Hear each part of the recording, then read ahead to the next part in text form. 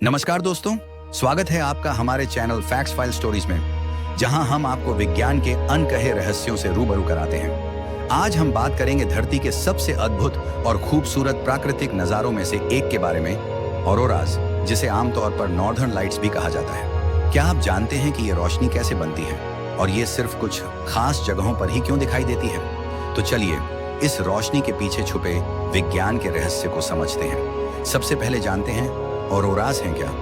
ऑनरोरा एक प्राकृतिक प्रकाशीय घटना है जो मुख्य रूप से धरती के उत्तरी और दक्षिणी ध्रुवीय इलाकों में दिखाई देती है। जब ये उत्तरी गोलार्ध में होती है तो इसे ऑनरोरा बोरियलिस कहते हैं, और जब ये दक्षिणी गोलार्ध में होती है तो इसे ऑनरोरा ऑस्ट्रेलिस कहते हैं। ये रोशनी रात के अंधेरे आसमान में चमकती है और इसका नज़ारा ऐसा लगता है मानो किसी ने आकाश पर रंगों की चादर बिछा दी। ऑनरोरा बनने की कहानी शुरू होती है हमारे सूरज से लगातार सोलर विंड्स यानी सौर वायु निकलती रहती हैं। ये solar winds charged particles, electron और प्रोटॉन से भरी होती हैं। जब ये सौर वायु धरती के मैग्नेटोस्फीयर यानी चुंबकीय क्षेत्र से टकराती है तो ये पार्टिकल्स धरती के ध्रुवीय क्षेत्रों की ओर खींच जाते हैं। यहाँ ये कण धरती के वातावरण में मौजूद गैसों से टकराते हैं। ऑक्सीजन के कण से टकराने पर हरे और लाल रंग की रोशनी बनती है।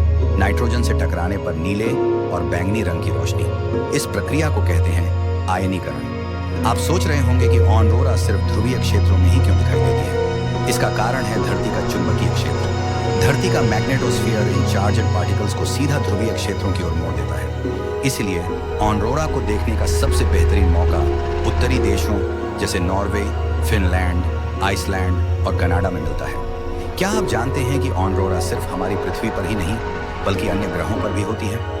जुपिटर और सैटर्न के पास भी मजबूत चुंबकीय क्षेत्र है जहां उनके ऑनरोरा दिखाई देते हैं। मंगल ग्रह पर भी सौर हवाओं के प्रभाव से हल्के ऑनरोरा देखे गए हैं, लेकिन वो पृथ्वी जितने चमकीले नहीं होते। यदि आप भी इस अद्भुत नज़ारे को देखना चाहते हैं तो इसके लिए सबसे अच्छा समय है सर्दियों के महीने, खासकर सितंबर से मार्च। और इसके लिए सबसे बेहतरीन जगह हैं नॉर्वे का ट्रोम्सो, आइसलैंड का रेक्याविक, कनाडा का युकोन क्षेत्र। तो दोस्तों, ये थी कहानी ऑरोराज की, एक ऐसा नज़ारा जो हमें प्रकृति की शक्ति और सुंदरता का एहसास कराता है। अगर आपको यह वीडियो पसंद आया हो तो इसे लाइक और शेयर ज़रूर करें, और हमारे चैनल फैक्ट्स फाइल स्टोरीज को सब्सक्राइब करना न भूलें, ताकि आप हमारे साथ विज्ञान के और भी अद्भुत सफ़र पर निकल सकें। आपके विचार हमें कमेंट में लिखें।